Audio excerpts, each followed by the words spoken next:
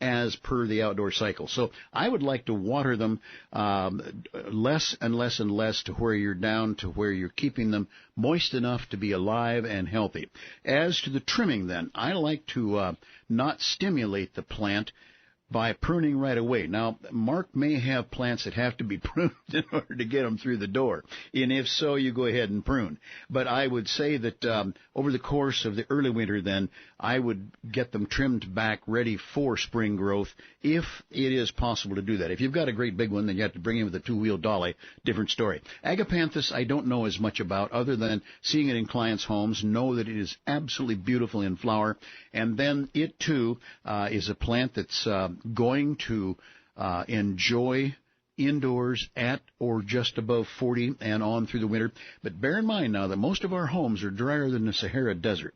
So you might set both or either of these plants on a gravel pan to keep from ruining floors, keep enough moisture in the gravel to let it evaporate up through. This will help. Sometimes an unheated porch arrangement will keep the plant from freezing. I've seen all kinds of things, but this is the time, as far as I'm concerned in helping Mark, to get them in and just not take any chances. Now, I'm going to take a chance on a couple things, not these, but I'm going to leave my moth orchids and so on out to catch another few cold nights, which tend to help them come into flowering. But that's a little bit of a different story. Still, don't dare let them freeze. So Mark and others, if you're going to bring plants in and expect to save them, I'd say it's time to start, and maybe in the northern part of the state, be right on it this weekend. Well, right now, what I'm thinking about is the that bluish lavender of the agapantha, and then those brilliant, bright colors of the lantana sitting side by side on his deck, and I'm very envious. Well, on his deck now, and that would be true, and then in the best of luck, and with good care and significant light and so on, you can get both of these to bloom indoors. That's good. Now, onto the hardy plants. All right. that you can leave outside in containers, but they still need preparation. They do. Mark, that is something that is a little hard to handle, because, number one, you have to be concerned about the container. If it's the least bit porous and it imbibes water in the fall, then we get a freeze or crashing freeze. It doesn't make any difference really whether it's a quick overnight or whatever. You can cause the container to break. The water expands 10, 11%, whatever people agree on, and it can literally rupture. I've seen $300 containers, big, beautiful containers, broken right down through the middle. And that, of course, is a little depressing in several ways. So, one, keep the container on the dry side. Now, the next thing is there is this business of rooting and tops, well, roots and tops. The top of many of the plants that are in containers can tolerate the minus 20 degrees, minus 10 degrees that can happen here. The roots cannot, so you must insulate. And one of the things that I have done, and or seen done both, is people will wrap the container in plastic, disallowing water that they don't add. And that I don't know how else to explain that. It's a matter of keeping the rain and the snow melt out of it so that it can't break. Then they will add just enough water to keep the soil moist enough to form ice that will then hopefully stay at 32 degrees. At 32 degrees, most hardy plants' roots are protected with the actual matter of ice being there, because they don't start to die until 31 or 30, and by 29, roots are pretty much starting to die back. Now, I happen to have an old half whiskey barrel that I have a type of holly in that's right now in magnificent red berries and so on. I have, let's just say, a number of years ago, and probably 10 or 12 now, I just tempted fate and said, okay, so be it. I'm going to make sure the container drains. We'll see what happens. It was up against the house, so it isn't as cold as being out in the yard. And I water it to be sure it's going into winter with the roots moist enough to be, well, just say frozen in at 32. And then it's the matter of what to see. I know that some of the roots around the outside of that container will indeed be killed, just maybe an inch or two back into the pot, maybe an inch or so down into the top of the soil. But the plants, well, this particular plant, and then prior to that, a Japanese red maple that was in, the same nature container for years, both of them survived. Now, you could tell they'd had a hard winter, but they come along fine. And then I had crepe myrtle, that was one of the shorter shrubby types that I had in a large container. I had to be careful of it because the container was porous. And it did imbibe water, and it could have broken. But I would take the two-wheel dolly out. It went into my compost pile, and beside the compost pile, I would pile great amounts of leaves up around and clear up around the top of the plant. It would almost always die back down to 6 or 8 or 10 inches above the root zone or above the soil of the plant. I'd cut it back hard in the spring, and lo and behold, on it would come again. So all of this can be done, but try to get into as protected a place as possible. One of my friends who keeps roses in 5-gallon or bigger buckets just literally stacks them in an open shed. Well, no, I'm sorry. It's a closed shed, but not heated, and those roses come along just fine too. So it's the depth of freeze in the root zone that we have to be most careful of. So let's try to work toward that goal. And I know sometimes like the smaller pots and things that you want to keep, you've told me just plunge them right down in the ground. I have done that, Mark, and I do still recommend it. I have some bonsais, which simply are little plants growing in a dish by so to speak, the technology of it. And I water them thoroughly, point of almost drowning initially, which would be soon now. And then I'll set them on the ground, and they're only 1.5 inches or 2 inches deep, a little bit of spread to the roots.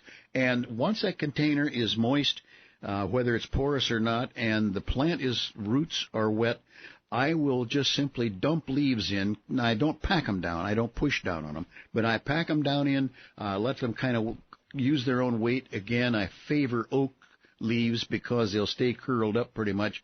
And I have 20-some little bonsais. I'll lose 1 or 2 a winter if it's on the edge of the pile, or if I've not gotten it taken care of properly, or on occasion I'll try to use a smaller space and stack them. And the ones that are stacked above the ground level, which will hold some heat, interestingly enough, those are the ones most apt to dry out and die. And I think they've died more from the drying than they have from the cold, Mark. So, yeah, plunge them in the ground, plunge them into a mulch bed, put them in behind a shallow planting, in behind big old shrubs, in between the shrub and the house, all kinds of ways to protect things like that. If you get a minute this week, we'd love for you to check out our Facebook page. We always try to put some stuff on there that's fun. And also, if you miss one of our programs, you can always listen to it at our website, which is planttalkradio.com. And you can also go to iTunes and subscribe to our weekly podcast. More from Fred up next on Plant Talk. Stick with us. This summer at Franklin Park Conservatory and Botanical Gardens, the gardens are in full color. Walk amidst tropical and native butterflies in flight in the indoor Pacific Island Water Garden. View the conservatory's bonsai collection and experience the exhibition Origami in the Garden. Find details at fpconservatory.org.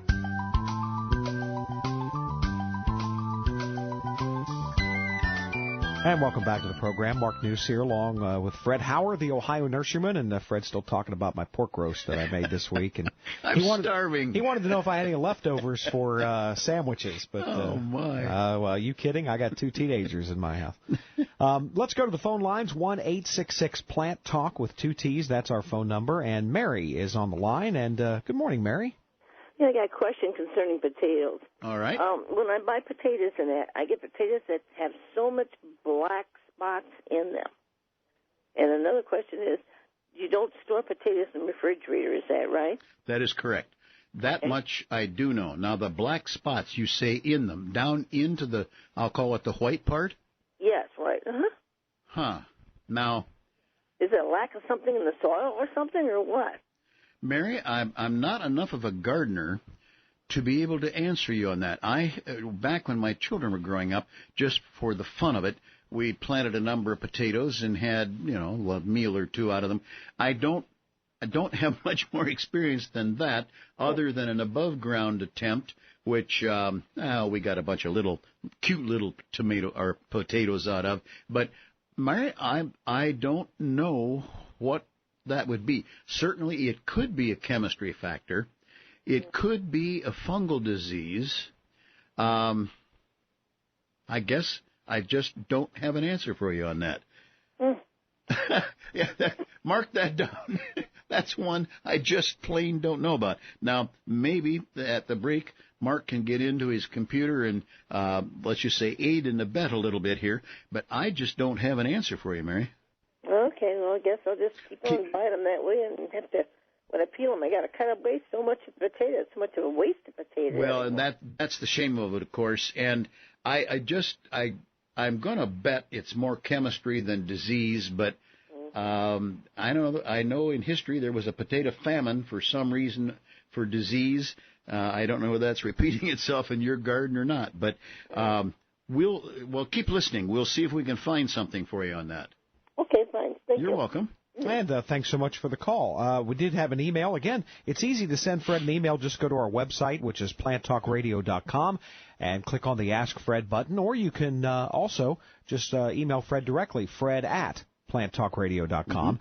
And Jim sent us an email in this week, and he had a berry patch that he cultivated, he says, in the spring of 2015. And he planted some wildflowers there. It's about 20 by 40 feet. They did very well. But then this summer, they didn't do so well. So when it comes to the wildflowers that he planted, how does he get those to pop up again? Well, now, I'm not sure I understood. I'm assuming the berry patch is in one area and the wildflowers another. Otherwise, he'd have quite a situation in his hands. The berry patch, it would seem, is doing all right. The wildflowers, it does take them a while to get established. Some annuals literally will die off completely and come back from the seed of the previous year that has just simply dropped and or blown around. And then there are perennials in the wildflower group that will come back from the crown of the plant. I don't know his circumstances. I'm going to suggest that it does take a while to get a wildflower patch, garden, whatever, to really respond. 2, 3, sometimes 4 years, I'm told. I know of a church that bought a lot of extra land that they weren't going to develop right now, and et cetera. They then planted, call it a prairie patch. And as I recall, the first 2 years they were not at all happy with the results. And then where I was not directly involved in that, I remember driving by 4 or more years later, and it was a full, beautiful, standing prairie. Now it is a building. They were so wise to have bought the land, but I think maybe it's just a factor of time, because that's just 1 year old at this point. Mm-hmm. So give them a chance, huh? Give them a chance. If anything, scratch up the surface. Now, I mean just scratch up top eighth of an inch or so to break the crust, if that happens to be stopping the germination. A little bit of a modest fertilizer, a 1010, and very little of it, just enough to give the seedlings a boost when they start germinating. But beyond that, there are wildflower growers and seed producers with package directions and so on. He might have to get into and or call one of the nurseries, because without seeing the area, I'm not sure I can give him any more help than that. We also had one of our listeners, Gary, wrote in, and we were talking about, we've had a lot of questions, in fact, this year about people who are upset because they've got grass growing up through their asparagus. Mm-hmm. And, of course, that's a common problem, and how do you get rid of that without hurting the asparagus? And according to Gary, he's found a herbicide, which is called, we found a common name called Grass Out. Mm-hmm. Right. And he says it's okay, it's labeled to kill grass in asparagus, and he says that the herbicide you want to look for is called clethodim, Clethodim, and I know you and I have studied it a little and looked it up, and like everything else, what do you always say, Fred? Test it. And read the label. Absolutely. Even to the extent then, and Gary may have done this, if there is on the manufacturer's label, if there is a help number, call and get verification. I had an experience a number of years ago where somebody just flat out misunderstood, but their use of a material scared me to death, even though, well, the problem